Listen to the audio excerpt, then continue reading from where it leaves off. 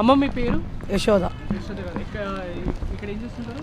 మేము కూరగాయలు ఇట్లా అమ్ముతాం. ఎన్ని సంవత్సరాలు? ఇది 16 సంవత్సరాలు. 16 సంవత్సరాలు అమ్ముతారు. ఓకే అమ్మ, ఇప్పుడు రేవంత్ రెడ్డి గారు ఏమంటారు అంటే గ్యాస్ బాటిల్స్ రేషన్ కార్డు ఉన్న వాళ్ళకైనా రేషన్ కార్డు లేని వాళ్ళకైనా 500కి ఇస్తామని అంటారు. అది ఎలా ఇంప్లిమెంట్ చేస్తారనుకుంటారు, ఎలా ఇస్తారనుకుంటారు? ఉన్న వాళ్ళకేమో ఉన్నాయి, రెండు ఉన్నాయి. లేని వాళ్ళకి కూడా ఇవ్వాలా. లేని వాళ్ళకి కూడా ఇస్తే వాళ్ళ దగ్గర ఒకటి ఉంటే ఒకటి ఫ్రీగా ఇచ్చిన నడిచిపోతారు. అది కూడా యాడ్ చేస్తారు కదా, గరీబ్ వాళ్ళు ఉన్నారు ఫ్రీగా ఇచ్చిరని అట్లా. ఇక మనకైతే ఉన్న వాళ్ళు మన దగ్గర ఉన్నాయి, ఒకటిలే రెండు ఉన్నాయి బాక్స్. ఒక రేషన్ కార్డే లేదు మనకు.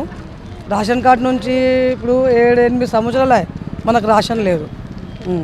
ఈ రేషన్ లేవు, ఇక ఇవే బియ్యం తీసుకుంటున్నాం, తింటున్నాం అట్లా. ఇప్పుడు తెల్ల రేషన్ కార్డు ఉన్న వాళ్ళకి గ్యాస్ బాటిల్ అని ఏమైనా ఇస్తా అంటారు, అది ఎట్లా అంటారు? ఇప్పుడు మా దగ్గర తెల్లదే ఉంది అన్న, నడుస్తలేదు కదా. ఇప్పుడు మాకు బియ్యం వస్తలేవు, మాకు ఇల్లు లేదు, ఏం లేదు. కిరాయి కట్టుకుంటున్నాం, కిరాయి ఇళ్ళలో కిరాయి మస్తు కిరాయిలు కట్టుకుంటున్నాం. 5,000 6,000 కిరాయి అవుతుంది. ఇంత చెయ్యాలి, 5,000కి 6,000 కిరాయి కట్టాలంటే ఏడవుతుంది? ఆయన కేసీఆర్ ఇస్తున్నారు అంటున్నాడు, ఉన్నోళ్ళకే ఇచ్చిండు, లేని వాళ్ళ దగ్గర ఇవ్వలేదు.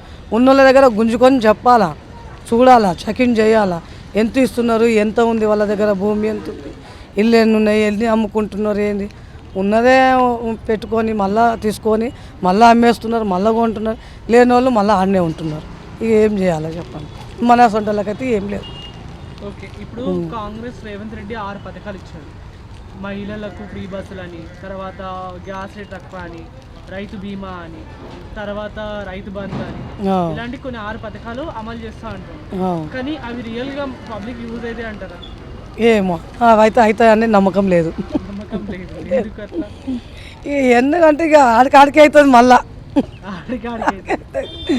కొన్ని రోజులు ఇస్తారు, ఇక తర్వాత ఆడికాడికి అయితే పబ్లిక్ కూడా నమ్మదు కదా.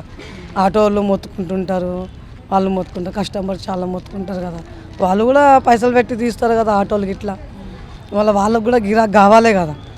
కొన్ని రోజులు పెట్టాలి, కొన్ని రోజుల తర్వాత మళ్ళీ అదే నడిపియాలి అట్లనే. అసలు ఏంది ఫ్రీ బస్సులు ఇస్తే ఎవరికి ఎట్లా ఇవ్వాలి?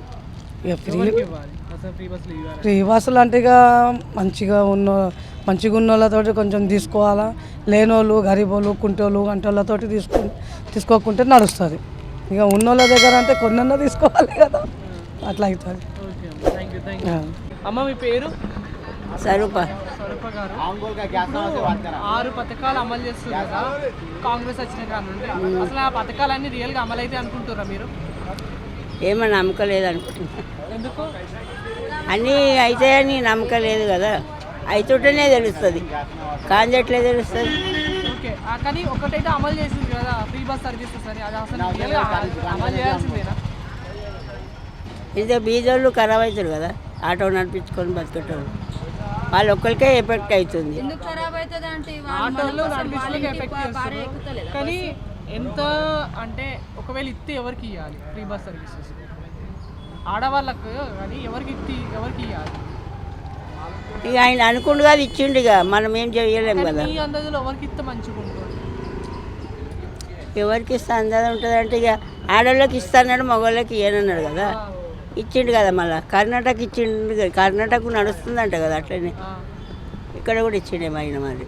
ఓకే ఓకే అమ్మ, ఇప్పుడు గ్యాస్ బుడ్డి 500కి ఇస్తామని అంటారు, తర్వాత తెల్ల రేషన్ కార్డు ఉన్న వాళ్ళకు లేని వాళ్ళకు అందరికి ఇస్తా అంటుంటారు. అది ఎట్లా ఇస్తారు అనుకుంటారు మీరు? మళ్ళీ అప్పుడేమో పెద్ద కార్డుకు అన్ని స్టిక్కులు పెట్టిడు, ఇప్పుడు దానికి దీనికి ఒకటేనంటే మళ్ళీ కష్టం అవుతుందేమో. అంటారా? ఓకే, ఇస్తే ఎట్లా ఇవ్వాలి? రేషన్ కార్డుల మీదకి వెళ్తే ఎవరికి రేషన్ కార్డు ఉన్న వాళ్ళకి ఇట్లా ఇవ్వాలి, రేషన్ కార్డు లేని వాళ్ళకి ఇట్లా ఇవ్వాలి? ఎవరికైనా ఒకటే ఇస్తే బాగుంటుంది మరిగా.